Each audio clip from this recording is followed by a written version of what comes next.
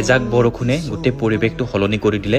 আৰু জুবিনদাৰ ক্ষেত্ৰত আছোঁ আৰু গোটেইখিনি পৰিৱেশ চাওক বৰষুণ অহাৰ লগে লগে গোটেইখিনি চাকি নুমি গ'ল আৰু জাষ্ট চাই থকাৰ বাহিৰে কোনো উপায় নাছিলে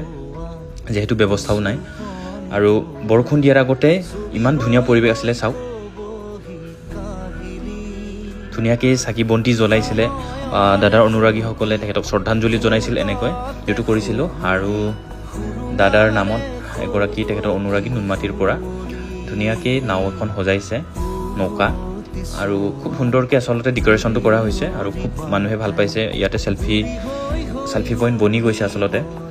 আৰু কি ক'ম এটা কথা